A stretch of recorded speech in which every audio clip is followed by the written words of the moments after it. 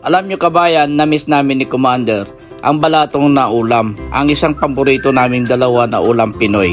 So ito ang mga kumpletong ingredients mga kabayan na aking gagamitin. So ayan mga kabayan, umpisa na natin na magluto. Magpiprito tayo ng isda at ang isdang ipiniprito natin ay ang pampano. At hindi po karne ng baboy ang isasahog natin mga kabayan. Pinapakuluan namin ni Commander ang balatong. Ito yung kinagawian namin mga kabayan para matanggal yung skin ng balatong. So ayan, tapos na tayo magprito mga kabayan.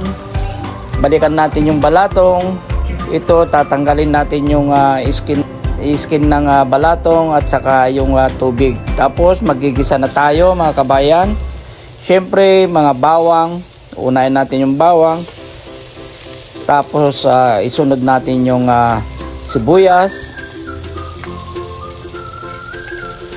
So ayan, na pagpatuloy na natin igigisa or salt. And then nilalagay na natin yung ating luya mga kabayan.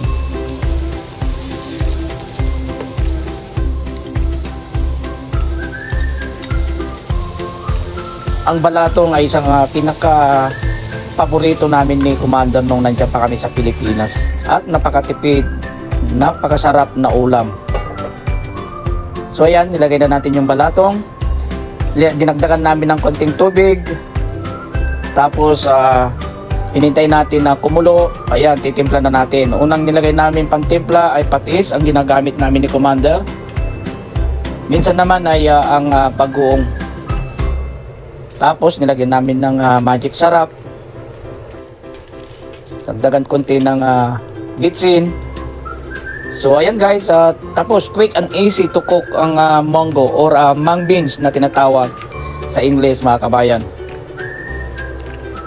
Ayan, ilalagay na rin natin yung ipinito nating isda na pampano.